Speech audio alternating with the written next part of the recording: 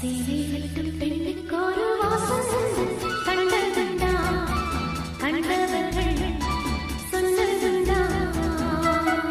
சேலை கட்டும் பெண்ணுக்கொரு வாசம் கண்டு கொண்டே, கண்களுக்குள் பள்ளி கொண்டே.